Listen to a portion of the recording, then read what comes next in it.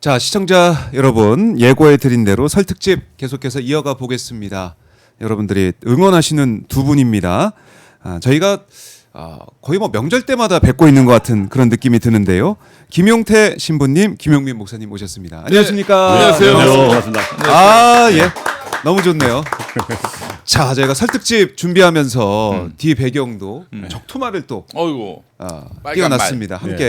함께 하기 위해서 또 이 설 특집 배경 마음에 드십니까? 예, 마음에 듭니다. 예, 뒤에 이제 큰 복주머니도 지금 뒤에 네, 복 많이 받으십시오. 예, 복 많이 받으라고 제가 준비해 놨는데요. 자, 두 분 설 명절에 뵙게 돼서 너무나 반갑고 오셨으니까 설 인사 한 말씀씩 짧게 들어보고 가보도록 하겠습니다. 오늘 신부님. 예, 시청자 여러분 좀 반갑습니다. 병오년 새해 우리는 또 설을 두 번 맞는 것 같아요. 새해를 두 번. 그러니까요. 우리 특별히 축복받은 나라 같습니다. 그래서 새해 복 많이 받으시고 더 건강하시고 여러분이 바라는 염원 특히 사회 개혁이라는 과제 이번 병오년은 붉은 말의 힘처럼 잘 밀어붙여서 이루는 그런 한 해가 됐으면 좋겠습니다. 여러분 새해 복 많이 받으십시오. 아유, 고맙습니다. 네. 자, 우리 목사님. 네, 용태형 동생 용민입니다. 아니 사실 형제이시군요. 가톨릭 천주교회는 그 개신교에게는 큰 집이지요. 개신교 작은 집. 예. 올 명절에 이제 큰 집 작은 집에 계신 분들 만나서 서로 우애를 나누고 네. 또 이제 뭐 세상 돌아가는 얘기도 나누고 그러실 텐데 결론은 행복, 보람, 기쁨 그리고 희망이었으면 좋겠습니다. 이 정치 얘기하다가 싸움 붙기도 하고 그러는데 네. 올해는 그런 일이 없었으면 좋겠어요. 그러게 말입니다. 기분 좋은 말씀만 좀 네. 나누시고. 그리고 이제 명절 끝나자마자 네. 2월 19일 바로 윤석열 내란 우두머리 재판 1심 선고 결과가 있습니다. 맞습니다. 뭐 우리가 생각하는 상식에 따른 법리에 따른 판단이 나오기를 또 고대하면서 네. 2월 19일을 또 기다리고 기대합니다. 좋습니다. 네. 기대해 보겠습니다. 두 분 말씀 너무나 잘 들었고요. 소피아 선님이 미국에 계신데 김용민 목사님, 김용태 신부님, 오마이 TV 새해 복 많이 받으세요 하시면서 슈퍼챗을 아이고 감사합니다. 빨간색 슈퍼챗을 또. 소피아는 이제 지혜라는 뜻입니다. 그래요. 예. 소피아는 예. 지혜라는 뜻이다. 오. 네. 오마이뉴스를 보시는 거 보니까 TV를 예. 지혜로우신 분이. 지혜로우신 분입니다. 소피아예요, 소피아. 네. 네, 소피아 선님. 고맙습니다. 새해 복 많이 받으시고요. 자, 오늘 KTX 타고 예. 아침에 올라오신 거예요? 새벽에 올라왔습니다. 아이고, 고생 많으셨습니다. 올라오면서 좀 설 분위기가 좀 나던가요? 어떻습니까? 새벽이라 예. 아직 뭐 이렇게 막 좀 한산한 분위기였는데 서울역에 도착하니까 이제 귀성 내려가시는 보이더라고요. 분들. 그래서 뭔가 하여튼 반가운 사람 만난다는 그런 기대, 네. 뭐 그런 것들이 보였어요. 하여튼 우리가 명절 때 가족을 만난다는 건 늘 기쁨이죠. 그래서 잘 연결 보냈으면 좋겠습니다. 여경함도 다 그런 설렘이 또 느껴지죠. 예. 우리 김용희 목사님 좀 설 명절 느낌 뭐 느끼고 오셨어요? 목사 되기 전에는 제가 항상 이제 시사 평론가로서 네. 여기저기 이제 불려 나갔죠 방송에. 뭐 항상 레파토리가 있었습니다. 올 설에는 추석에는 뭐 하느냐. 그랬을 때 이제 KBS 나갔으면은 KBS와 함께 하기로 했다. SBS 나가면 SBS와 함께 하기로 했다. 이렇게 이제 그 방송사에게 굉장히 기분 좋아할 멘트를 날려주면서 네. 그 어디 가느냐 고향에 예, 고향이 나는 섬이다. 그러면 상대방이 물어보죠. 어느 섬이냐? 어느 섬이냐? 뚝섬이다. 이렇게 얘기하면서 뚝섬이다. 또 한번 웃음을 잘 정말 수백 번 써먹은 것 같습니다. 예. 예, 설 멘트까지 준비하고 계시고 많은 분들 사랑받는 이유가 저런 것 같습니다. 그러니까요. 우리 예. 교회 성인 중에 돈 보스코 성인이나 요한 보스코라고 하는 분이 계신데 아이들의 성인이에요. 그 아이들 이제 뭐 고아원도 운영하시고 그 아이들이 이분이 돌아가셨을 때 네. 서로 이분은 나만 제일 사랑했다. 어이구. 이라고 다 그렇게. 예. 그러니까 각자가 받는 사랑이 나를 제일 사랑하신 분으로 이렇게. 그러니까 KBS에서는 김용민 목사님이 우리 KBS를 제일 사랑하시는 목사님. 이런 식으로 다 이렇게 다 각 방송사마다 신부님 원래 언론마다. 지금은 가장 싫어하는 가지고 부르지도 않습니다. 지금은. 부르지도 그래요. 올해는 또 달라지기를 기대하면서 자 힘차게 시작을 해 보겠습니다. 자, 이 지금 설날 밥상에 어떤 얘기가 오고 갈까 올라올까 이게 많은 분들이 궁금해하실 것 같은데 역시 경제 이제 부동산 얘기 이게 또 아마 많이 올라오지 않을까 그런 생각이 들어요. 오늘 새벽에도 오늘 이재명 새벽에도. 대통령이 글을 남겼습니다. 글을 남기셨더라고요. 야 이쯤 되면 이제 부동산에서 그걸로 이제 불로소득 누리는 분들은 네. 이제 뭐 포기할 때가 온 것 같아요. 포기할 데가 없고. 대통령은요, 이재명 대통령은 한다면 하는 사람이고요. 네. 이렇게까지 의지를 표명했다면은 일단은 뭐 적어도 임기 안에 부동산으로 뭐 어떻게 좀 큰 몫을 챙기겠다 이 꿈은 좀 포기하셔야 되지 않겠나 하는 그런 생각이 듭니다. 근데 앵커님 아세요? 뭐요? 서울에 예. 반지하부터 시작해서 초고가 주택까지 일단 그 집을 네. 매입할 때 그 가격을 평균을 낸다면 반지하부터 시작해서 초고가 주택까지 그래요? 평균을 내면 평균 9억 7천만 원이에요. 에? 9억 7천만 원. 네. 10억 가까이 10억 된다고요? 가까이 되는 거죠. 그러면 이제 뭐 사실은 청년들 같은 경우에는 네. 내 집 마련의 꿈은 적어도 서울에서 실현할 길은 없다. 이런 건데 아. 이재명 대통령이 다주택자에게 집 소유하지 말고 돈 벌려고 소유하지 말고 내놔라. 지금 그러고 네. 있는 거 아니에요? 뭐겠습니까? 집값을 떨어뜨리기 위한 것이고 청년들에게 이게 또 희망도 주고. 바로 정의의 출발이다. 한국 사회 대개혁의 출발점이다. 이렇게 판단하고 있는 거예요. 집값 안정뿐만이 아닙니다. 우리 사회 공정과 정의의 모든 화두는 다 이 부동산 가격과 연결되어 있어요. 심지어는 언론 같은 경우도 지금 네. 언론사를 소유하고 있는 기업들 대부분이 다 건설사입니다. 서울신문 호반건설, SBS 태영건설 그렇지 않습니까? 그렇네. 이 건설사들이 건설사의 이익을 위해서는 부동산 경기가 계속해서 가진 자들 중심으로 돌아가야 된단 말이죠. 그러니까 역시 언론 개혁도 이 부동산 개혁과 맞물려 있다라고 봐야 되는 겁니다. 언론들이 그 부동산 자본에 기대에 있으면서 또 부동산 자본으로부터 광고를 받아가지고 운영되는 거 아니겠어요? 네. 그렇기 때문에 부동산 개혁은 우리 사회 대개혁의 출발점이다라는 대통령의 의지가 확고하다는 것을 그런 또 이 아침에 또 확인하게 되는 것입니다. 예. 네. 그러니까 이 오늘도 SNS에 글을 올려가지고 특히 이제 장동혁 대표를 또 겨냥한 그 내용까지 들어 지금 있었어요. 8시간 전에 올라왔다 그러는데 지금 시각에서 8시간 빼면 어떻게 됩니까? 새벽에 몇 시죠? 1시 52분 그쯤 올렸어요. 새벽에. 대단하지 않습니까? 대단하십니다. 예. 잠을 안 주무시는 거 같아요. 그러니까 이렇게 이 부동산 정상화에는 진심이다. 이걸 다시 한번 확인할 수가 있는 것인데 신부님도 이재명 대통령의 이 이어지고 있는 SNS 글을 통한 부동산 정상화의 의지 다 이제 보고 계시죠? 예, 너무 좀 반가운 모습이고요. 일단 그 강력한 의지가 이제 드러나지 않습니까? 그렇죠. 사실 정치는 공동선을 지향해야 되는데 네. 모두에게 이루어야 돼요. 사실 우리가 홍익인간 얘기하지 않습니까? 홍익인간. 홍익인간. 널리 인간을 이롭게 한다는가 특정한 인간을 얘기하는 게 아니고 모두를 이롭게 하는 겁니다. 네. 정치가 그걸 지향해야 되는데 사실 현재 정치 그동안의 정치 행태는 소수 가진 사람 뭐나 특권계층의 어떤 이익을 대변하는 그런 정치가 돼버렸어요. 그래서 이재명 대통령이 하시는 그런 정책들을 보면 이 공동선에 부합하는 모습들, 부합하려고 노력하는 모습들 이런 것들이 많습니다. 특히 이번 부동산 정책도 마찬가지로 함께 살자는 거죠. 모두가 함께 살자. 예, 집 없는 사람의 소름 뭐 얼마나 크겠습니까? 그래서 네. 우리 다 함께 살자. 사실 우리 주택 보급 주택은 굉장히 많지 않습니까? 우리나라 사람들이 다 한 집씩을 갖고 살아도 세대들이 남을 정도의 이 주택 보급이 돼 있는데 집 없는 사람들이 많은 이런 모습들, 이런 모습들을 이번에 대통령의 강력한 의지로 그런 모습들을 극복해 나가는 그런 게 필요하고 네. 또 집이라고 하는 게 사실 짓다라는 말에서 나왔다고 그래요. 짓다. 그러니까 우리 집이. 삶을 만들어가는 지어가는 것이죠.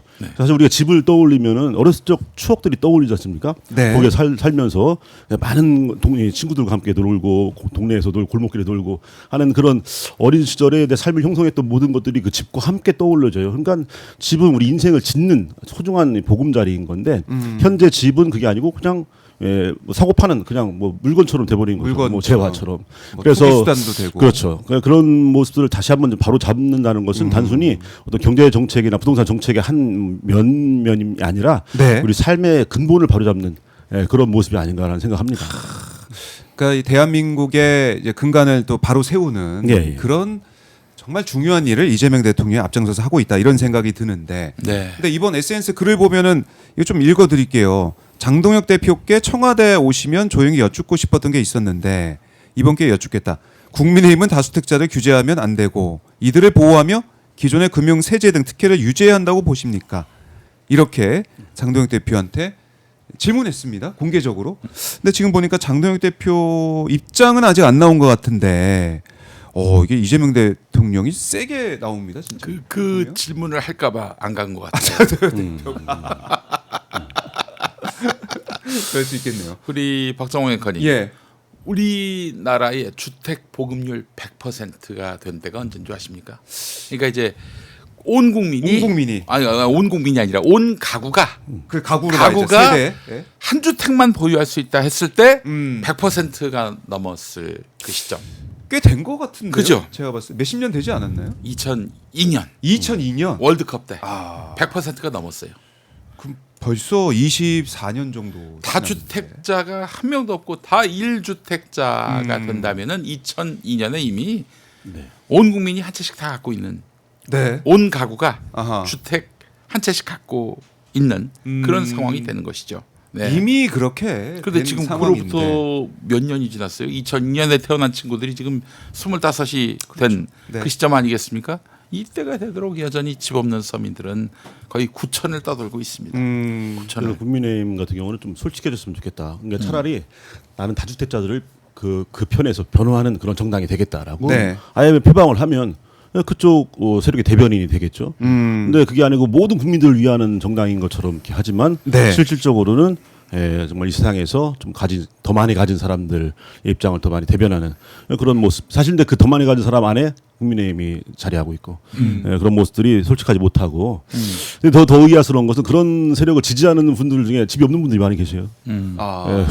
그런 모순된 모습도 참 아쉬운 부분이죠. 근데 이런 것들이 이재명 대통령의 정책 안에서 모든 이런 것들도 다 좀 바로 잡힐지 않을까라는 생각합니다. 네. 그 사실 장동혁 대표가 이재명 대통령이야말로 그러면 지금 집 팔라고 얘기하고 있는데 이게 말이 되는 소리입니까?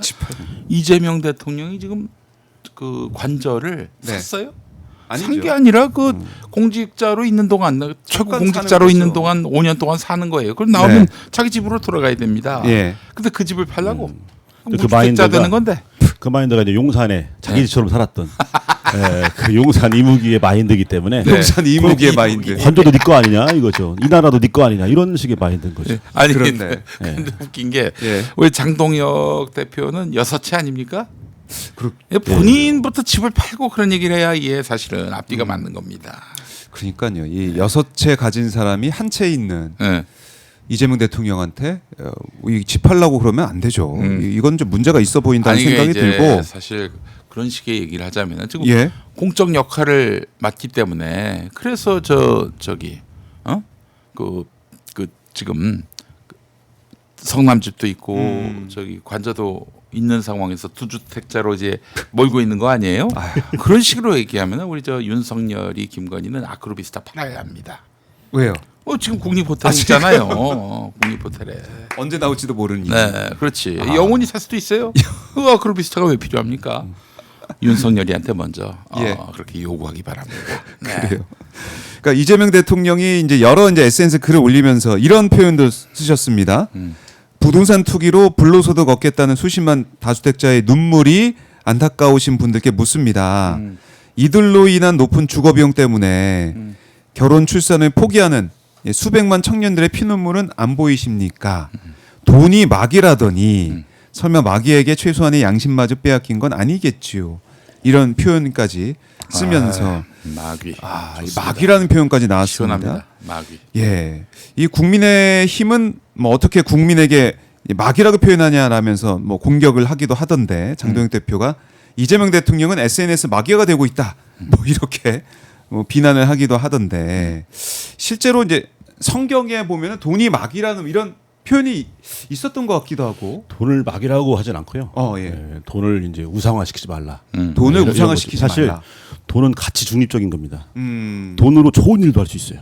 얼마든지. 네. 하지만 돈으로 정말 나쁜 일도 할 수 있고요. 칼이 요리사의 손에 있으면 맛있는 음식을 만드는 재료가 도구가 되지만 강도나 살인자의 손에 들려 있으면 그건 좀 살인 도구가 되는 거죠. 네. 그런 것처럼 돈이라고 하는 것도 그렇습니다. 가치 중립적인데 성서에서 그 가르침은 그 돈을 이제 사실 수단인데 올바른 일을 위한 공동선을 위한 그것이 내 탐욕에 투사돼서 네. 그 수단과 목적이 뒤바뀌는 이런 그래서 그 돈을 신처럼 섬기지 말라는 가르침이죠. 그래서 마테오복음 이게 공간복음에서 마테오, 마르코, 루카, 요한에서 다 다루는데 네. 마테오복음과 루카복음에서는 하느님과 재물을 동시에 섬길 수 없다 이렇게 얘기합니다. 여기서 말하는 재물 히브리 원문으로는 이 마모나스라고 그래요. 마모 아람어로 마몬이라는 말을 그대로 음역해서 만몬주의 라틴어로는 만몬입니다. 라틴어로. 그래서 사실 만몬은 그냥 돈 재화 그 수준에서 벗어나서 그것을 신격화하는 걸 그걸 만몬이라고 그래요. 그러니까 돈을 신처럼 그러다 보니까 돈은 그냥 우리 삶을 윤택하게 하고 모두를 위해서 쓰여져야 할 도구인데 그것이 자기 탐욕의 이 투영 대상이 돼서 그걸 섬기는 모습이 되는 거죠. 그래서 그 돈의 우상화. 를 이제 교회 안에서는 그것을 이제 조심하라 이런 가르침을 주는 겁니다. 그래서 사실 예수님의 또 다른 가르침 안에서도 부자가 하나님 나라에 들어가는 게 얼마나 어렵냐면 그 돈이라고 하는 걸림돌 때문에 그건 낙타가 바늘길을 통과하는 것보다 더 어렵다라고 표현. 그리고 좋은 씨가 이제 좋은 땅에 떨어져야 되는데 가시덤 불에 떨어졌을 때 이게 자라다가 숨이 막혀서 죽어버린다 씨가 그 가시덤 불이 바로 재물이라고 예수님께서 표현하십니다. 그런 등등의 모습을 보면 돈 자체가 마귀는 아니지만 돈에 현혹돼서 하느님의 자리에 돈을 갖다 놓는 이런 모습들이 돈의 우상화 이것이 바로 마귀의 유혹에 넘어간 그런 모습으로서 이렇게 이제 경각심을 주는 대목이 많습니다. 그 신부님 말씀에서 또 이어서 받자면은 성경에 이런 내용이 있습니다. 어떤 게 있습니까? 고리 대금 업자에게 가난한 사람한테는 이자를 받지 말라. 이런 말씀이 있어요. 이게 마가복음, 그러니까 마르코복음에 보면은 이제 어떤 부자가 신앙심이 아주 좋아요. 그냥 뭐 율법에서 하라는 대로 다 하는 사람이었는데 이 사람이 어느 날 예수님한테 딱 나타나가지고 칭찬을 받고 싶은 거야. 너는 참 훌륭한 신앙인이다. 이런 얘기를 듣고 싶어서 딱 나가서 저는 뭐 온갖 율법을 다 지키고 있습니다. 뭐 이러면서 이제 자랑을 하는데 예수님이 좋아.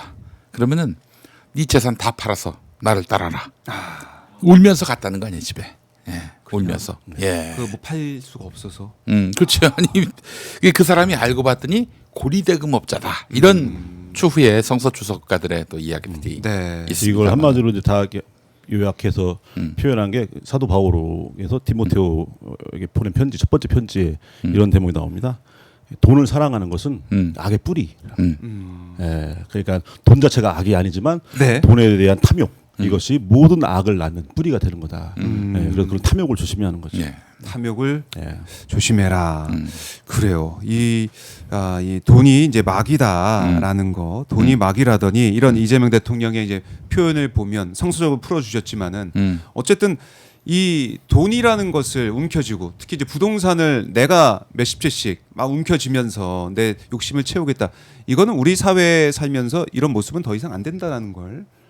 다시 한번 이재명 대통령이 강조하고 계시는 거죠. 사실 고리대금업자하고 좀 많이 유사한 게 그게 이제 그 부동산을 소유한 사람들인데 제가 예전에 어떤 교회에 나가서 설교를 듣는데 너무 감동을 받은 게 부동산 값이 폭등하던 때였어요. 그때 목사님 부자들이 많이 나오는 동네의 목사님이었는데 설교 중에 그 여기 집이나 건물 가지신 분들 많이 계신데 우리 교우들 너무 올려받지 맙시다.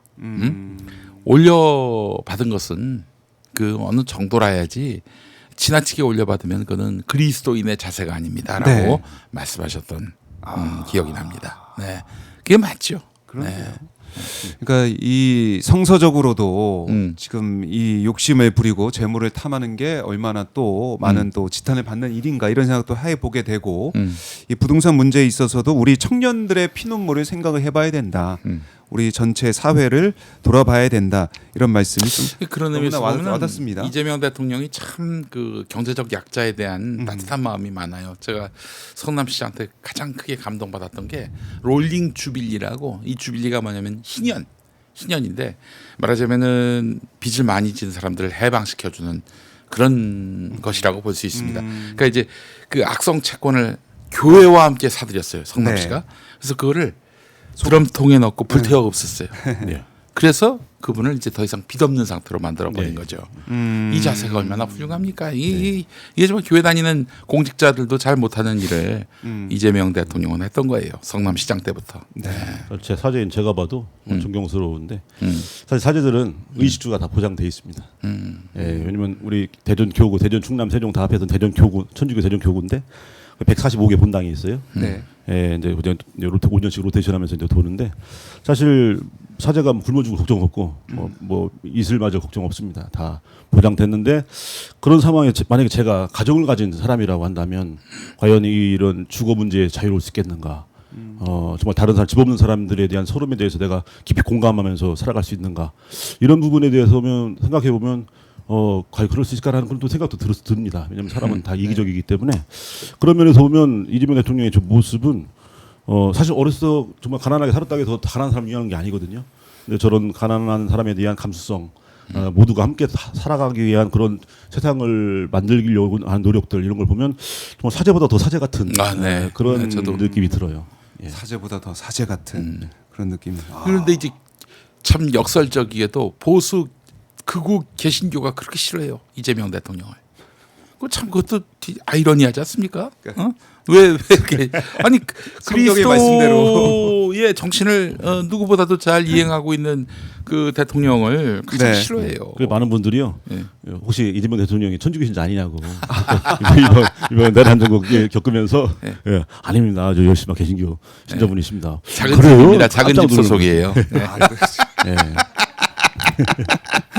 아니 그 참 보면은 어머니가 아주 독실한 신앙인이셨고 그 부인은 또 그 예장 합동이라고 그 분당 우리 교회 집사로서 예전에 CCC 순장도 했었고 독실한 분이에요. 그래서 대통령이 영향을 많이 받았을 것이고 본인 자신도 이제 기독교 신앙이 분명히 있는 분이고 예, 제가 또 확인해 봤는데 예.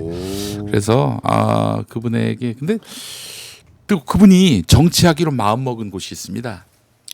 이 성남에 가 보면은 저기 경기도 의료원 맞은편에 있는데 그 교회 이름이 예를 들면 마지막으로 그 이제 공식적으로 선거운동 마지막으로 했던 교회인데 네. 갑자기 이름을 까먹었는데 찾아보겠습니다. 찾아보겠습니다. 예. 그 교회에서 숨어 들어가셨어요. 그 성남시 의료원을 만들자 했는데 그거를 이제 시의회가 날치기로 그냥 못하게 만들어 보니까 거기서 강력하게 항의하다가 이 경찰에 수배가 됐는데 그 교회당으로 들어가서 기도실에서 한 열흘 동안 계셨던 거죠. 네. 그래서 기도하면서 그러면서 내가 정치를 해서 바꿔보겠다. 성남시 의료원 만들겠다. 거기서 이제 정치를 결심하게 된 거죠. 야, 예. 그래요. 그러니까 이 주민교회. 주민교회. 성남 주민교회. 성남 예. 주민교회. 예. 예. 좋습니다. 저희가 이걸로 또 이제 오늘 또 생방송이라는 것도 또 아실 수가 있는 거네요. 네. 생방송 아니었으면 다 끊고 예.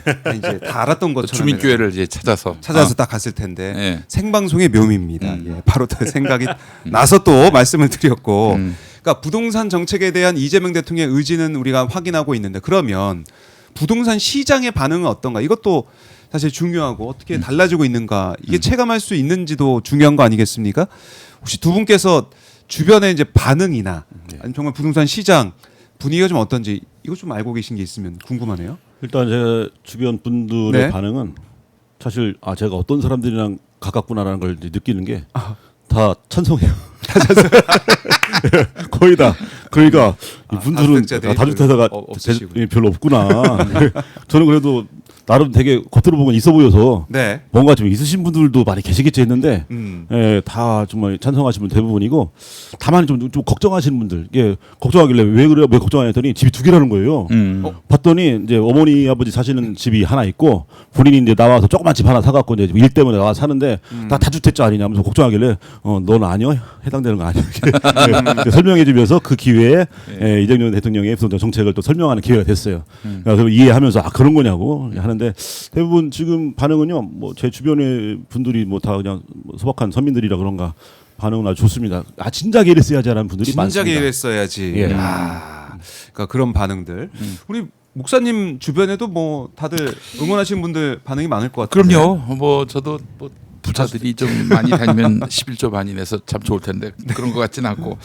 근데 보도를 보니까 말이죠. 네. 그 압구정 현대 아파트 같은 경우 183제곱미터 128억 하던 것이 92억 매물로 나왔다. 128억이요? 예, 그러니까 36억이 한 방에 떨어진 것이죠. 네. 뭐 그런 보도가 나왔어요. 뭐 제가 직접 뭐 현장에서 확인한 건 아니지만은 이런 거 보면은 확실히 네. 그 대통령의 의지가 어떠하느냐에 따라서 정책 신뢰도가 있느냐 없느냐에 따라서 시장이 좌우하는구나라는 것을 확인하게 됩니다.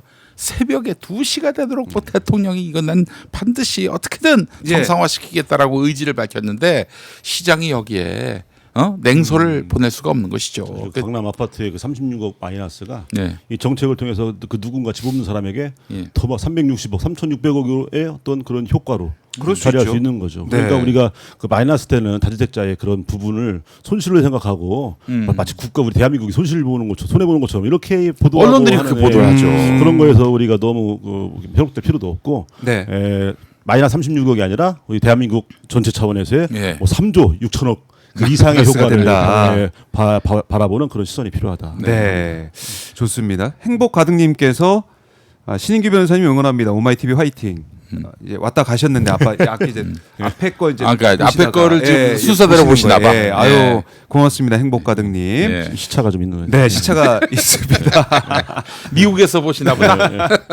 네 김용민 목사님과 김용태 우리 신부님과 함께 하고 있습니다. 네 슈퍼챗 받고 있고요. 참 이게 뭐 정치 얘기를 좀 하자면은 네. 왜 그럼 그동안 못 잡았는가? 민주 정부 때 부동산. 예, 항상 부동산 때문에 망했어요. 네, 부동산 불패란 말만 만들어. 그래서 졌었죠. 이명박 정부가 생겼고 윤석열 정부가 생겼는데 왜 못 잡았는가? 결국 대통령은 의지가 있어도 네. 그 참모들 측근들이 그 강남에 주택을 갖고 있고 다주택자고 그러면 결국 그들이 정책을 다 짜올 텐데 여기저기 구멍이 다 날 수밖에 없는 것이죠. 대통령이 그걸 세세히 다 따지면 좋을 텐데 그럴 수 있는 사람은 제가 봤을 때 이재명 대통령밖에 없었던 거고 이 대통령은 조금 더 허용하지 않거든요. 그래서 아마 정책을 갖고 올라왔을 때 뭐 네. 보도된 바는 없지만은 아마 정책 담당자들이 많이 깨졌을 거예요. 이러면은 이 틈은 여기서 허용되는 이런 허점은 이거 막 따지면서 이걸 정책이라고 가져왔냐고 막 크게 화를 내고 그럴 수 있겠네요. 그러셨을 것 같아요. 이재명 대통령. 그 전에는 대통령 한 사람의 힘이 얼마나 될까 이런 좀 의아함이 있었어요. 예, 그런데 윤석열을 보면서 대통령 힘이 이렇게 크구나. 이걸 느꼈어요. 대통령 한 사람이 할 수 있는 것이 이렇게 그러게요. 많구나. 네. 그래서 사실 의지가 있다면 그 이전에도 충분히 부동산 정책을 제자리로 바른 모습으로 자리잡을 수 있었는데 사실 다주택자의 눈치를 보는 것 이런 것들은 사실 뭐 기본 근원적 그 뿌리들이 사실 가진 자의 편에 서 있기 때문에 여기서 말하는 가진 자 가졌다고 해서 무조건 잘못이 아니라 나누지 않으려는 사람들 예, 함께 하려고 하는 것보다는 우리만 살겠다라고 하는 그런 지향을 갖고 있는 사람들이 주축이 된 그 모습의 그 분위기에 그냥 고개 숙이고 네. 예, 그거에 대해서 그냥 그 스스로 예, 그냥 승복하고 들어간 모습이 아니겠는가. 지금의 이재명 대통령은 그거 당당히 맞서는 예, 사실 더 대다수 국민들의 뜻을 더 받드는 그런 정말 강단이 있고 용기 있는 그런 대통령이기 때문에 이런 정책을 지금에서라도 하고 있지 않겠는가라는 생각합니다. 그래서 사실 대통령의 힘이면 지금 윤석열 때문에 많이 봤지만 정말 이 강력한 힘이라는 걸 느꼈고 네. 그걸 뒷받침하는 또 국민들이 염원이 있다면 이번에는 꼭 성공할 거라는 생각을 합니다. 그래요. 이제 이번엔 다르다. 이재명은 합니다. 네. 이런 생각. 부동산에 젖줄을 대는 이 자본가들에게 또 젖줄을 대는 언론들이 하는 말이 있습니다. 뭐라고요? 시장을 이길 수는 없다. 네. 그 얘기 우리 많이 들어왔죠. 예, 그래서 저는 그 오세훈 서울시장을 못 이긴다는 얘기인가 그런 생각을 했는데 그런 건 아니었던 것 같고 네. 마켓을 못 이긴다 이런 건데 마켓을 이길 수 있습니다. 대통령의 의지가 확고하다면 그리고 참모들을 물샐 틈 없이 이렇게 리드한다면은 네. 충분히 이런 부동산 난맥을 해결할 수 있다. 저는 이렇게 보는 편인데 이 대통령이 경기도지사일 때 경기도시주택공사라고 있습니다. 거기서 이제 이 GH라고 저쪽은 LH면 이쪽은 GH인데 GH 경기. 여기서 기본주택 정책을 내놓았는데 네. 무릎을 쳤어요. 이게 뭐냐? 집 없는 사람들이 집을 못 구하잖아요. 집을 줘요. 임대주택으로. 근데 영구 임대주택이야 사실상. 그러니까 본인이 나가서 뭐 내가 딴 집을 갖겠다 예. 이러지 않는 이상은 계속 그 집에 살 수 있게 해줘요. 평수도 다양하게 가격은 정말 너무너무 싸게 그리고 역세권으로. 그러면은 사실 애써서 집을 살 이유가 있는가? 서울만 해도 벌써 10억인데 한 채당. 응? 가격 자체가 그러면 어떻게 되겠어요? 그러면 집은 거주의 수단으로 바뀌지 않겠어요? 그러면은 누가 애써서 그렇게 무리하게 집을 사고 또 사서 그 폭리를 취하고 그러겠어요? 그 집을 온전한 거주의 수단으로 만드는 것, 이게 대통령의 최종적인 정책 목표라고 저는 봅니다. 이 말씀들을 네. 그전에 이재명 대통령께서 뭐 성남시장, 경기도지사 할 때 계속해서 이제 뭐 기본소득부터 시작해서 뭐 토지 공개념, 뭐 이번 주택 공개념인 거죠. 그렇죠. 이런 말을 하면 네. 빨갱이, 사회주의자, 좌파 소리를 들었어요. 예. 그리고 시장 제일주의자들은 좀 자유시장 경제를 얘기하잖아요. 보이지 않는 손 얘기하지만 사실 그게 아니고 사실 자유를 많이 얘기하지 않습니다. 저쪽 세력들은 네. 툭하면 자유. 네. 자유민주주의, 그냥 민주주의도 아니고 자유민주주의. 근데 그렇죠. 그냥 놔두면요, 더 큰 자유가 더 작은 자유를 먹어버려요. 예, 더 큰 자유가 더 작은 자유를 억압하고 그렇기 때문에 그것에 대해서 국가가 공권력이 괜히 있는 게 아니고 이해와 이해가 충돌할 때 힘없는 이해까지 챙기기 위해서 공권력을 조율하는 겁니다. 그래서 힘 있는 사람이 다 먹지 말라, 다 가지지 말라, 더 큰 자유가 더 작은 자유를 억누르지 말고 먹어버리지 말라, 같이 살아야죠, 같이. 예, 그래서 공권력을 준 거고, 그렇기 때문에 사실 우리 안에는 어떻게 보면 어떤 면에서는 사회주의적인 개념이 들어 있어요. 예, 그래서 두 개를 절충하는 겁니다. 자본주의적 개념과 사회주의 개념을 같이 절충해서, 그렇겠네요. 물론 뭐 부자도 있고 가난한 사람도 있지만 그렇다 예. 하더라도 가난하다고 해서 뭐 치료받지 못하고 죽고 집도 없이 살라, 이게 아니라 우리 같이 살자. 예, 그런 세상을 만들기 위해서 함께하는 세상. 예, 그러기 위해서 사실 공권력이 존재하는 거고, 그렇게 하기 위해서 정치 집단이 존재하는 겁니다. 그래서 사실 지금 바른 자리를 찾아가고 있는데 네. 옛날에 비해서 지금 좌파 소리를 들 듣고 있잖아요. 이재명 대통령이. 예. 대통령이 되셔서 들 들었다기보다는 그 전에 자유를 외치는 사람들의 실체가 드러난 겁니다. 그렇지. 왜냐하면 그 거대한 자유를 이용해서 불법 계엄을 일으켜서 그 수많은 자유들을 억압하려는 그 시도를 이번에 폭로가 된 거예요. 스스로 자기 고백해버린 거죠. 이 내란의 밤이 그렇던 겁니다. 그래서 그 실체가 드러났기 때문에 이제 이재명 대통령을 가리켜서 너 빨갱이다, 좌파다라고 할 수 있는 그 동력이 상실된 상태가 아니겠는가. 그래서 지금은 예전에 욕을 많이 뭐 좌파라고 욕을 많이 얻어먹었지만 네. 지금의 이재명 대통령은 그게 아니라 정말 보편복지를 향한 그런 모습으로 더 두드러지게 드러나는 게 아닌가 하는 생각합니다. 그래요. 자꾸 이제 북한에 대해서 이제 그 자유가 없다, 그건 맞는 얘기죠. 뭐 그러면서 이제 우리의 그 정상적이고 또한 복지 지향적인 뭐 무상 정책들 이런 것들을 맹비난하고 있는데, 이저 북한을 몰라도 너무 모른다. 사실 이제 북한에서는 이제 공산주의 국가다 보니까, 사회주의 국가다 보니까 뭐 무상 의료, 무상 교육, 또 무상 주택 다 보장을 하고 있잖아요. 네. 그것 때문에 북한이 잘못했다는 것은 아니잖아요. 중요한 것은 북한은 자유가 없고요. 기본적으로 표현의 자유를 비롯해서, 그리고 무엇보다도 북한 사회의 가장 큰 어떤 악폐라고 하는 것이 있다면은 거기도 불공정, 불평등의 문제가 있어요. 네. 뭐 예컨대 이제 김일성 종합대학을 가고 싶단 말이죠. 이게 저 항일 투사의 자손이냐 아니냐, 여기서부터 이제 편가름이 있기 시작한다는 얘기죠. 함경도 출신이냐 평안도 출신이냐, 이것부터 시작해서 네. 온갖 불평등의 요소들이 샘솟으면서 북한 사회가 그 모순에 직면해 있단 말이에요.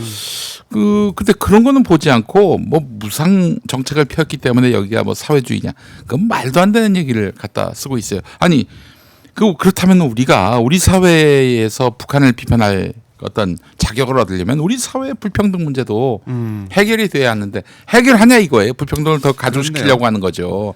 저기 있는 문제. 자들이, 저 쥐고 있는 자들이 말이죠. 이 세상에서 엄밀히 따지면 네. 이 세상에 공산국가는 하나도 없어요.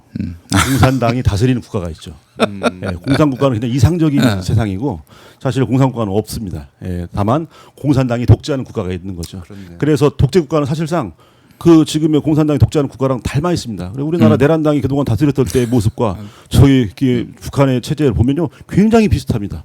예, 그래서 사실은 이 세상에 공산국가는 없다. 공산당이 다스리는 독재국가가 있을 뿐이고 네. 자본주의 사회 안에서도 그런 독재국가가 공산당을 닮아 있다는 거죠. 그래요. 북한이 무상 교육이다, 이거에다가 과거에 보안법으로 잡혀간 사람도 있었어요. 과거에 사실을 얘기했는데 그걸 가지고 예. 뭐 공무천양 아니야, 뭐 이런 식으로 네, 잡아갔던 그렇죠. 그런 아픈 역사도 있습니다. 이 불고지죄 뭐 이것도 네. 있었잖아요. 맞아요. 누군가는 불고기죄라고 얘기해가지고 예, 정말 참 네. 예, 큰 웃음을 자는 그래요. 적이 있었습니다. 예. 예. 이게 이게 웃기군요. 터지네요. 이게 웃기네. 생각지도 못했다. 다들 오늘 설 명절 아침 출출하실 수도 있어요. 지금 네. 지금 10시가 넘어간 시간이기 때문에 네. 자 지금 속보를 보니까 오늘 10시 기준 한국도로공사에 따르면 전국 이 서울 요금소에서 전국 주요 도시까지 걸리는 예상 소요 시간 봤더니요. 부산까지는 6시간 10분, 울산까지는 5시간 50분, 목포까지는 4시간 50분, 대구 5시간 10분, 광주 4시간 30분, 강릉 3시간 50분 이렇게 걸린다고 나오고 대전은 2시간 40분. 네, 안 쉬고 이렇게 돼 달릴 있네요. 때 그렇다는 얘기입니다. 네, 안 쉬고 달릴 때. 예. 요거 저 오해하시는 분들이 있는데 뭐 저기 휴게소 들러가지고 이것저것 다 처먹고 다 저, 아니, 죄송합니다. 예. 드시고 드시고 예. 드시고 2시간 40분 그렇죠. 넘게 가면은 네. 뭐냐 얘기 잘못된 거 아니냐 아니에요. 뭘 드셨기 때문에 드셨기 문제가 때문에. 되는 거예요. 시간이 걸리는 그래 안 거예요. 쉬고 갔을 때 이렇게 시간이 걸린다. 이제 이 귀성길, 귀경길 정체가 이뤄지고 있는 그런 상황 같습니다. 자, 박정우야 스팟 오늘 2월 16일 설 연휴 사실상 첫날이라고 볼 수가 있는데 물론 주말부터 시작됐지만은 첫날 월요일인데 박정우야 스팟 실시간으로 함께하고 계십니다. 생방송 함께하고 계시고요. 제가 오늘 설 특집에서 뒤에 적토마까지 준비했습니다. 예.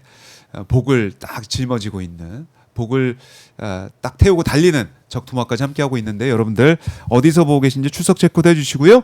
좋아요 버튼을 눌러주시고 그다음에 저희 슈퍼챗도 받고 있습니다. 슈퍼챗도 주시면 감사하겠습니다. 아 역시 우리 김용태 우리 형님 네. 신부님하고 같이 하니까 이게 딱 서로 무력 없이 살자 이런 무료 없이 살자. 이런 취지로 방송을 하니까 이게 그러니까요. 서로 그 코드가 통하고 그러는데 은혜로운 이 개신교 목사의 최진복 목사가 만약에 앉아 있었다.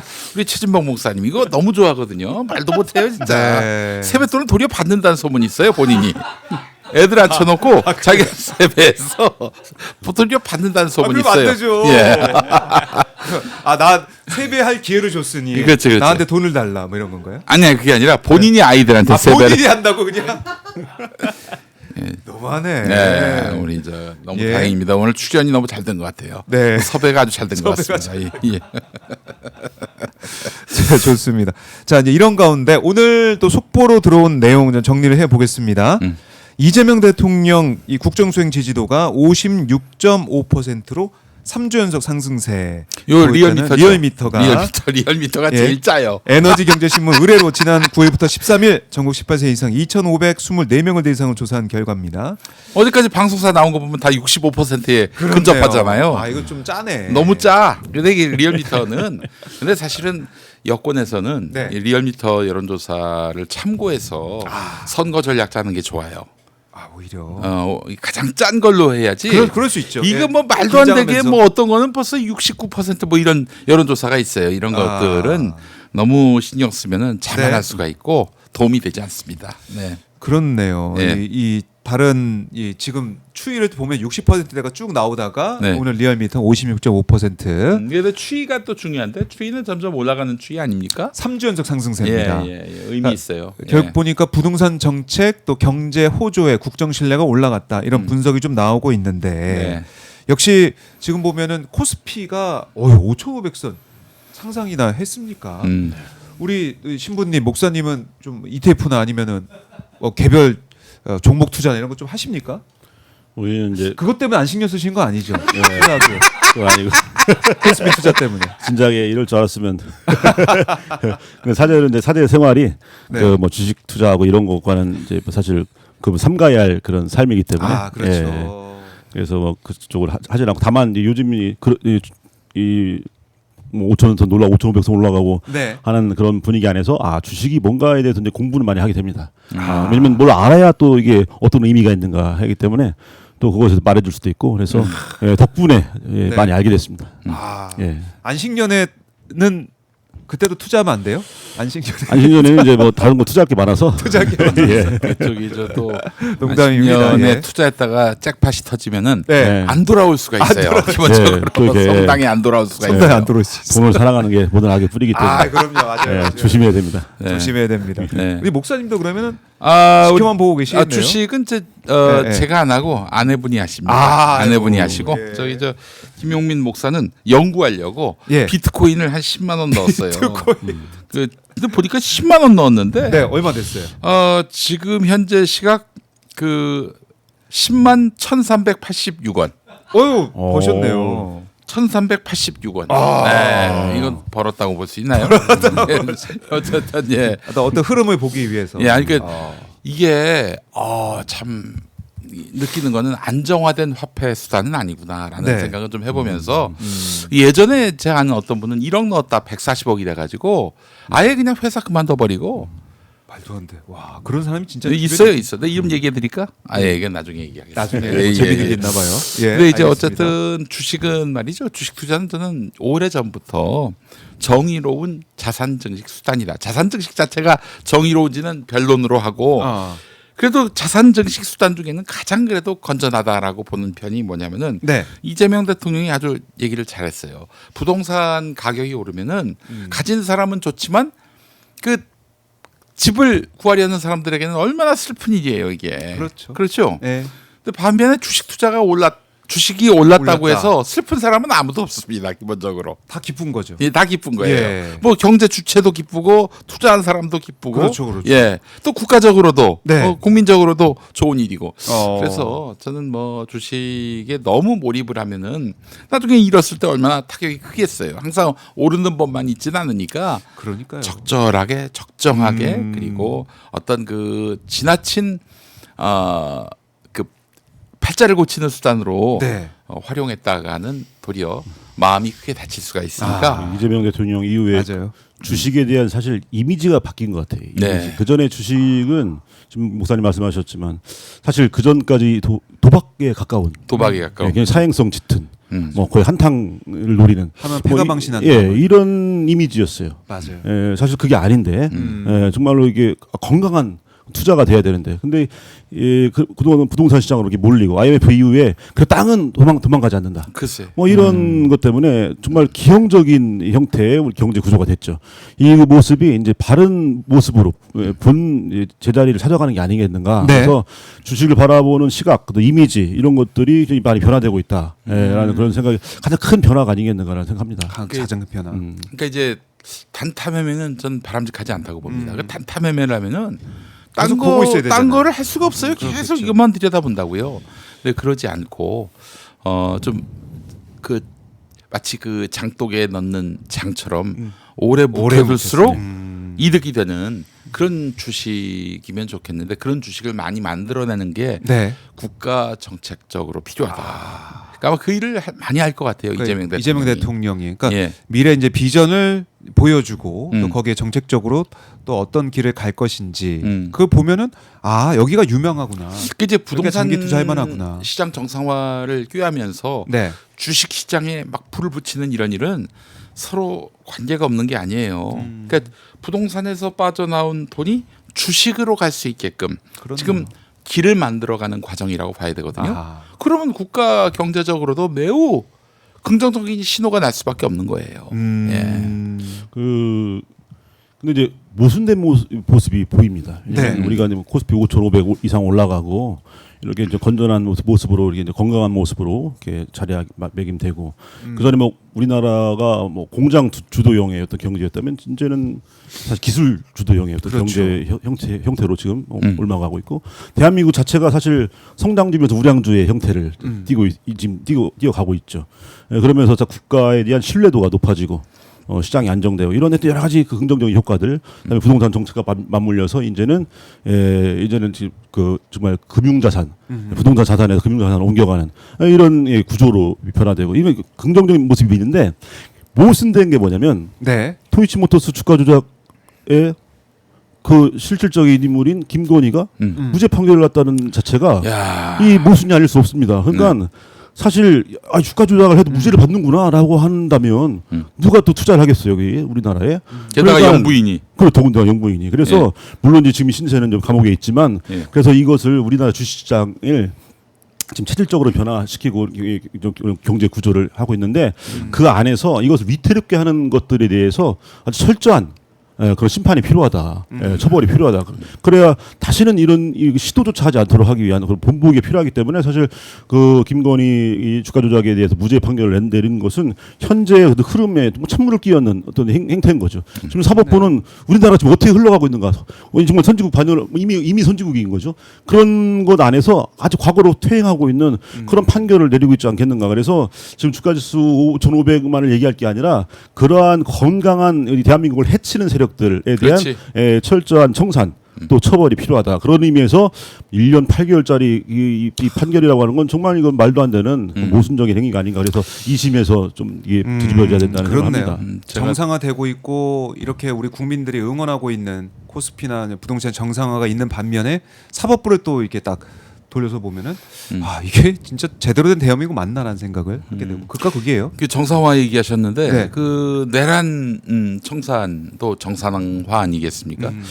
지금 조희대 대법원장에 대한 내란 수사가 뭐 전혀 진척이 안 돼 있습니다. 네. 아니 이분도 대체 그 내란의 밤 뭐 하셨습니까? 그냥 집에서 주무신 것 같진 않고 대법관들 불러다 놓고 회의했다는 게 언론 보도로 남아 있는데. 아니 그렇게 해서 내란 이후에는 이제 사법부가 사실상 이제 문 닫게 되는 거거든요. 그 군의 사법 행정 기능이 다 넘어가게 되는 건데 여기 협력했다. 그 불법 기염에 그 협력한 셈이 되는 것이고 네. 우리 조희대 대법원장님은 내란 중요 임무 종사자가 되는 겁니다. 그런데 지금 수사 제대로 하고 있나요? 이번 특검에서 제대로 안 됐죠. 특검에서 수사가 안 됐어요. 예. 제2특검에서는 수사합니까? 해야죠. 예. 이런 상황에서 지금 저 내란 재판을 지금 계속 사법부가 진행하고 있는데 조희대 대법원장 휘하에서 진행되고 있는데 네. 이거 갈아엎어야 합니다. 일단 기본적으로 일단은 저는 2월 19일 그 윤석열에 대한 1심 선고 내란 우두머리 예. 재판 결과를 이제 보게 될 텐데 한 세 가지가 나올 거예요. 첫 번째가 이제 사형, 그다음에 무기징역, 그리고 또 하나가 이제 무죄 또는 공소기각. 근데 무죄 또는 공소기각이 나올 가능성에 대해서 네. 염려하는 서초동 쪽의 목소리를 제가 들었습니다. 만약에 공소기각이 나온다. 이게 터무니없는 얘기 아닙니다. 지난번에 윤석열이 구속 취소할 때도요. 네. 이게 도대체 수사권이 누구한테 있느냐. 이걸 두고 의문을 표했단 말이에요. 그렇기 때문에 이 수사는 잘못됐다 해서 공소기각을 내린다. 우리 그러면 이제 우리 김용태 신부님은 안식년을 포기하실 겁니다. 네. 그래서 저 가만히 있을 수가 없는 2월 19일이 중요한 분수령입니다. 2월 19일이 어떻게 지낼 것인가에 대한 그럴 수 있겠네요. 그냥 광장에서 또 지내게 될 수 있는. 그러니까 그렇게 되면 진짜 일어나야 돼요. 네. 이제 아직 내란이 안 끝났다는 선언이기 때문에 네. 일어나야 합니다. 서울 북부지법으로 직위원이 간다고 그러니까 예. 이건 뭐가 많이 좀 수상해요, 사실. 그러니까 조마조마하게 또 2월 19일을 지켜볼 수밖에 없는 그런 상황. 또 이제 설 명절 끝나자마자 또 네. 선고가 있기 때문에 네. 설 명절 보내시는 우리 시청자분들께서도 아마 이제 설 이제 밥상 그 우리 친척분들하고 함께 하시는 그 자리에서도 이 걱정하실 수도 있을 것 같은데. 종범들은 이제 23년 7년 나왔는데 그 우두머리가 수괴가 공소기각이라는 무죄가 나오긴 쉽지 않을 거예요. 네, 무죄가 나오긴 쉽지 않을 거야. 예. 이게 너무나 이제 걱정이 되고 있는 거 아니겠습니까? 왜냐하면 앞서서 종범들이 다 이렇게 유죄로 받았고 네. 내란 맞다고 그러는데 다만 윤석열에 대한 수사가 잘못됐기 때문에 이거는 공소기각이다. 이렇게 윤석열을 무죄로 엮으려고 한다면 그렇게 나올 가능성이 제일 높아요. 네. 이 재판부의 모습들은 뭘 해도 상상 이상의 것들 많이 보여주지 않습니까? 맞아요. 그동안 이재명 대통령에 대한 그 대법원에서 파기환송부터 시작해서 네. 전혀 상상할 수 없는 것들을 만들어내기 때문에 사실 좀 불안한 면이 있긴 하지만 그런데 사실 우리가 지난 12월 3일 그 친위 쿠데타를 무위로 돌린 그런 또 저력이 있는 네. 또 건강한 시민들이 대다수인 대한민국이기 때문에 사실 지금 사법부를 중심으로 해서 지금 모습들은 내란 세력의 모습들은 최후의 발악 같은 그런 느낌이 듭니다. 왜냐하면 최후의 발악은 말 그대로 최후의 발악이기 때문에 거세요. 예, 왜냐면 이 사람들도 생존이 걸린 문제이기 때문에 네. 엄청 거셀 수밖에 없습니다. 예, 그러니까 대충 하지 않을 거예요. 그렇기 때문에 이걸 보고 야 이게 왜 이렇게 잘 안 되냐, 왜 청산이 안 되냐가 아니라 아 발악하는구나. 이제는 얼마 안 남았구나. 예, 그렇게 생각해도 좋을 것 같습니다. 그래서 물론 걱정이 앞서긴 하지만 네. 예, 그래도 걱정할 게 아니라 그 위기가 오면 또 튀어나간 그럼요. 사람들이 있죠. 예, 그래서 물론 저는 안식년을 잘 마치고 싶은 그런 바람이 또 크기 때문에 예, 그런 바람으로 열심히 또 기도하겠습니다.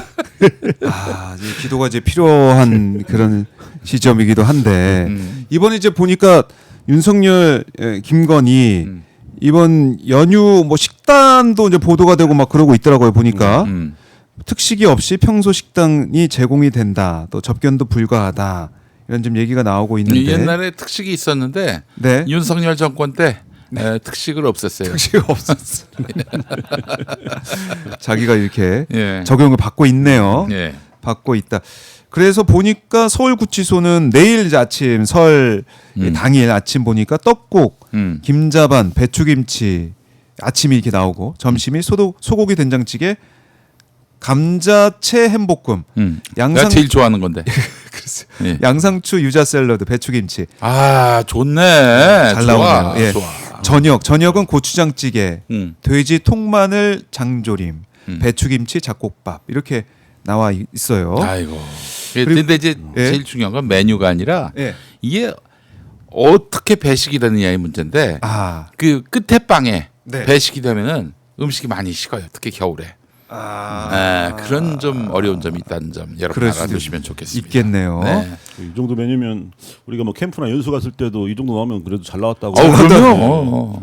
할 수 있는데 지금 하여튼 나라 세금으로 네. 이렇게 잘 먹고 있으니 그리고 특식을 안 나오는 게 더 정신 건강에 더 좋을 수도 있습니다. 왜냐면 그래요. 그 배려가 아니겠는가? 예. 왜냐면 어떤 박탈감 같은 거 그런 것들을 조금 이렇게 덜어내 주려는 평상시와 늘 같은 여러 날 중에 하루 뭐 이런 예. 것처럼 보이게 해주려는 배려일 수도 있는 거죠. 그 사람들에게 사실 명절은 뭐 석방되는 날 뭐 이런 네. 게 명절이겠죠. 그래서 그렇죠. 그럴 수 있겠네요. 예, 그래서 뭐 사실 뭐 큰 의미는 없다고 2월 생각합니다. 네. 19일을 손꼽아 기다릴 수도 있어요. 그럴 수 윤석열이가. 예. 그때 의회 판결이 나오면 그날이 명절이겠죠. 그렇지. 그럴 수 있겠네요. 야, 지금 서울 남부 구치소. 구치소 봤더니 김건희가 있는 곳. 소고기 매운국 아침에 음. 오복지 무침, 배추김치, 점심은 떡국, 오징어전 무침, 잡채, 배추김치. 저녁에 미역국, 닭고기, 김치조림, 아이고야 좋네. 청포묵, 너무 김가루 좋아. 무침, 어. 딱깍두기 뭐 이렇게 돼 있습니다. 제가 요즘 안식년 하면서 네. 혼자 밥을 해 먹는데 이거보다 훨씬 못하게 먹고 있습니다. 네. 부럽습니다. 아주. 그렇다고 감옥에 들어갈 수도 없고 네, 이거 그렇죠. 참. 아이고 참. 이렇군요. 이게 뭐 메뉴 딱 들어보면은 잘 나온다는 생각이 좀 드는 그런 식단이다 생각이 들고요. 자 보니까 이 설 명절 맞아서 저희가 이제 생방송 하고 있으니까 설 관련된 뉴스 전해드리면 설날 세뱃돈 이제 부담이 된다 이런 뉴스가 지금 나오면서 지난해 중고등학생이 송금 봉투로 받은 세뱃돈은 10만 원이 가장 많았다. 그러니까 이 말은 뭐냐면 요즘에는 10만 원 그 보통 기본으로 세뱃돈은 10만 원 정도는 준다. 중고등학생 같은 경우 특히. 네. 이 인플레가 상당히 많이 진행됐다는 생각도 들고. 예. 그 또 좋게 보면요. 네. 또 그 정도로 이제 아이들이 그 10만 원으로 또 많은 걸 할 수 있지 않겠는가. 예, 그런 차원에서 긍정적으로 봐주면 또 좋을 것 같습니다. 요즘 뭐 경제에 대한 관념 옛날보다 더 어렸을 때부터 이렇게 심어지기 때문에 맞아요. 그 10만 원으로 또 본인이 예전엔 또 받으면 또 경제 주체가 자기가 아니고 엄마가 다 되서 엄마가 다 예. 회수해 가요. 엄마가 다 다 가져가시죠. 가져갔죠. 근데 예. 지금은 그래도 이제 그 나중에 돌려준다고 했는데 네. 그 저기 보니까 돌아가실 때까지 안 돌려주시더라고. 예. 그래서 그래서 10만 원의 이 뉴스를 보면 예. 이제는 10만 원이지 않습니까? 세뱃돈이. 10만 원. 그래서 우리 화폐도 이제 10만 원권이 나올 때가 됐지 않겠는가. 그래서 이번에는 화폐의 그 인물에 예. 네. 좀 진짜 우리나라 정말 뭐 또 독립을 위해서 혹은 민주화를 위해서 헌신하신 분들 네. 정말 그런 제대로 된 분들 얼굴이 좀 들어갔으면 좋겠어요. 물론 신사임당이 훌륭하지 않다 이런 표현은 아니지만 네. 그래도 좀 이렇게 많은 지금의 이 시대적인 어떤 그런 어떤 요청이나 어떤 그런 이 시대적인 정신 이런 것들이 반영된 그런 인물이 좀 들어갔으면 좋겠다라는 바람과 함께 네. 세뱃돈 10만 원씩 되면 이제 10만 원권 지폐를 좀 더 새로운 시대 같은 그런 고민도 만들면 해볼 수가 좋겠다 있겠네요. 생각합니다. 고민해 볼 수가 있는 상황이다라는 거. 이러다가 나중에 그 비트코인으로 주고 어떤 기업체 주식 1주를 선물로 주고 뭐 이렇게 되는 날이 오지 않을까? 오. 삼성전자를 주기에는 이미 16만 원이 넘어갔어요. 예. 18만 원대입니다. 18만 원대예요 벌써. 예. 아이고 이런. 네. 아, 그 정도로 나중에 이 자본시장이 점점 네. 발전하고 고도화되면서 그럴 수도 있겠네요, 진짜 네. 그렇게. 그럴 수 있겠죠. 10만 원권만이 아니고 여러 차원의 설 우리 세뱃돈 좀 줄 수도 있다는 생각이 듭니다. 세배하면 얘들아 핸드폰 열어라 한 네. 다음에 자, 네, 비트코인 딱 사줄게. 다 똑같이 한 주씩 줄게 하는데 마지막 주식은 주식 예. 하나씩 줄게. 뭐 이렇게 할 수도 있고. 아유, 좋습니다. 음. 자, 이렇게 우리 이 목사님과 신부님과 함께 하고 있는데 보니까 이번 연휴 때 그러니까 15일 0시부터 진행되고 있는 건데 고속도로 통행은 무료예요, 지금. 18일 24시까지. 그리고 지금 보니까 뭐 고궁이나 미술관, 휴양림 입장료 면제라고 하고요. 또 전통시장 접근성을 높이기 위해서 시장 주변 도로에는 최대 2시간까지 주차가 허용된다. 이렇게도 지금 나와 있습니다. 이런 것도 잘 활용하시고 네. 또 설 연휴 잘 보내시면 좋을 것 같습니다. 박정호 앵커님은 종교가 뭡니까? 네. 저도 이제 개신교. 개신교. 오 개신교. 집사? 예. 집사인데 잘 요즘에 또 잘 안 나가고 있어요. 그럼 잡사네. 잡사. 제 주변에는 이렇게 네.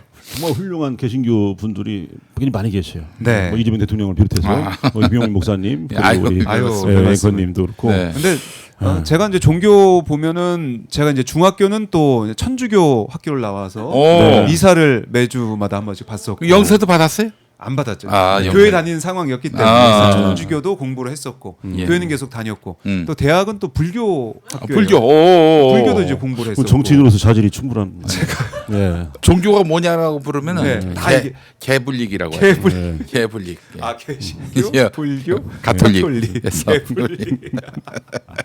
그래요. 두루두루 제가 잘 알고 있습니다. 예. 아 이렇게 또 두 분 말씀, 또 성경 말씀도 들으면서 설 명절 맞아서 좋은 말씀 들으니까 더 이게 더 이제 도움이 살아가는 동안 올 한 해 도움이 많이 될 것 같고 또 뭔가 이 영적으로 뭔가 깨끗해진 느낌도 들고 너무 좋습니다. 두 분 말씀 너무 잘 들었고요. 제가 끝나기 전에 네. 우리 저 가톨릭의 참 아름다운 이야기들을 좀 해보자면은 아 예. 그 사실 개신교 쪽에서는 아직도 이 제사를 금지하는 이런 문화가 있어요. 아 예. 이제 우상 숭배하지 말라 뭐 이런 그 맞아요, 성경의 어떤 가르침에 기초해서 그러는 건데 이걸로 인해서 가족이 너무 많이 깨져요. 갈등이 빚어지고. 그것 때문에 갈등이 좀 있죠. 지금 사실은 예. 가톨릭도 초기에는 이런 제사가 안 된다 이런 입장 때문에 그 많이들 순교 당하시기도 하고 그랬는데 결국 가정 공동체 평화가 중요한 거 아닌가. 네네. 해서 이제 그것도 수용하기 시작했단 예, 말이죠. 그래서 우리는 제사를 드리고 네, 그러니까 우리가 세배하듯이 돌아가신 조상님들에 대해서 절하는 거죠. 네, 예, 뭐 우상 숭배 이런 게 아니고 사실 그리고 저도 이제 뭐 이렇게 저 절에 가면 대웅전에서 절해요. 왜냐면 훌륭하신 위인에 대한 존경이고 부처님. 예, 또 예. 그 종교에 대한 존중이기 때문에 예. 그걸 내가 숭배 대상으로 바라보는 게 아니라 네. 예, 존중 대상으로 보는 거죠. 그래서 볼 수 있겠네요. 그런 상호 존중하고 또 한면 뭐 이렇게 예의를 지키는 것들은 굉장히 아름다운 모습입니다. 그래서 네. 좀 그런 경직된 모습에 좀 벗어나면 좋은데 음. 저희는 이제 벗어났지만 네. 오래전에 벗어났어요. 아. 네, 오래전에 아 이걸 다시 한번 딱 그 문구 하나로만 해가지고 뭐 이제 우상 숭배하지 마라 그것만 생각해가지고 나는 불쌍해 뭐 절 안 해 인사 안 해 그게 아니라 다른 동료에 대한 존경하는 네, 존중. 마음, 존중하는 아니, 마음. 예. 뭐 우리 같은 식구고 돌아가신 분인데 그분에 대해서 예를 표하는 게 뭐 그렇게 조상들의 그분이 어떻게 그렇고. 우상입니까? 그런 생각도 들고요. 그리고 그래요. 진정한 우상 숭배를 안 하는 길은 네. 돈을 숭배하지 않으면 되는데 그 우상 숭배하지 말자고 하면서 제사 금하는 사람들 중에 돈 싫어하는 사람을 제가 보질 못했어요. 예. 그래요. 예. 돈을 우상 숭배하지 말아야 진정한 우상 숭배를 금하는 것이다. 10계명을 지키는 것이다. 아. 이 얘기를 하고 싶어요. 알겠습니다. 끝까지 정말 도움이 되고 우리가 교훈되는 말씀 들어봤습니다. 자, 우리 신부님은 안식년이라서 참 어떻게 보면은 참 쉬시는 그런 기간이고 여러 가지로 또 바쁘실 것 같기도 한데 오늘 또 오셔서 너무나 감사드리고요. 네, 안식년 고맙습니다. 어떻게 보내고 계십니까?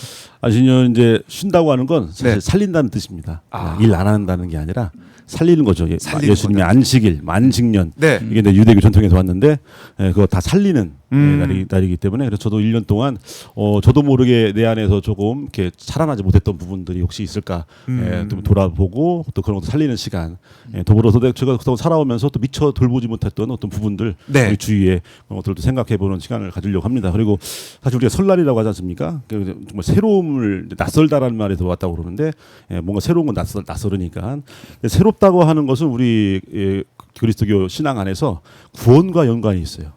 그냥 전에 없던 거다 이게 새로운 게 아니고 예. 사람을 살리는 것 그 구원 안에 새로움이 자리합니다. 그래서 사실 제가 안식년 보내고 있지만 지금 설날을 맞이한 모든 분들 이번 새해 병원년 설날은 여러분 모든 분들이 살아나는 또 우리 대한민국 곳곳이 다 살아나는 그래서 살아남으로써 새로워지는 그런 진정한 새로움의 해가 됐으면 좋겠습니다. 여러분들 새해 복 많이 받으십시오. 네, 고맙습니다. 예, 너무 아까 좋은 말씀 감사드리고요. 아까 신부님이 짓다에서 비롯된 게 집이다라고 하셨는데 네. 사랑은 어디서부터 비롯된 줄 아십니까? 사랑. 네. 글쎄요. 사르다. 사르다. 그렇죠. 어머니의 사랑이 내 몸을 사르는 사랑 아닙니까? 예. 사르는 사랑. 네. 가족과 만나셨을 때 이 또 이제 함께 그 식사도 하고 오후회를 나눌 때 네. 내가 져주는 거, 그 나를 사르는 거 이게 사랑이다. 이 말씀을 좀 드리고 싶습니다. 불고기도 사르고. 예, 불고기도 사르고. 그렇습니다. 예. 불고지째, 8월불에서 불고기. 예. 좋습니다. 그래서 사실은 예. 명절 때 정치적 견해가 달라서 막 싸우시는 분들이 있는데 그냥 내 몸을 사르는 마음으로 네. 그냥 들어만 주셔도 좋겠다. 예. 이번에 통합으로 막 뭐 그랬잖아요. 맞아요. 거. 사실 진정한 통합과 일치를 이루려면요 서로 보면 안 돼요. 음. 서로 바라보면 여기가 다른 것들이 더 자세히 보입니다. 같은 곳을 봐야 돼요. 그렇지. 같은 곳을 통합과 일치를 위해서는 같은 곳을 봐야만이 네. 그 길을 가는 거지. 그곳 목표를 보지 않고 서로를 바라보게 되면서 거기에서 우리 일치를 찾자 하지만 눈에 보이는 건 차이점이 더 많아요. 그렇게 하면 통합할 수가 없고 일치할 수가 없습니다. 그래서 우리가 또 같은 곳을 바라보는 정말 이 온 국민이 염원하는 그 대의 네. 그 가치를 이루는 한 해가 됐으면 좋겠습니다. 네, 알겠습니다. 두 분 말씀 너무나 잘 들었고 네. 다음에도 또 명절 때 또 두 분 빼서 다음 명절 부활절 때 뭐요? 부활절. 부활절 때. 기독교의 명절 때 좀 보내주세요. 네. 저희가 고민해 보도록 하겠습니다. 두 분 새해 복 많이 받으시고요. 네. 건강 잘 챙기시고요. 또 네. 뵙겠습니다. 고맙습니다. 네, 감사합니다. 감사합니다. 네. 두 분 함께 봤습니다. 자, 슈퍼챗을 또 보내주셨네요. 우리 라이프 프로님 세 분 모두 새해 복 많이 받으세요. 오마이TV 늘 응원합니다. 이렇게 또 슈퍼챗을 보내주셨습니다. 너무나 감사합니다.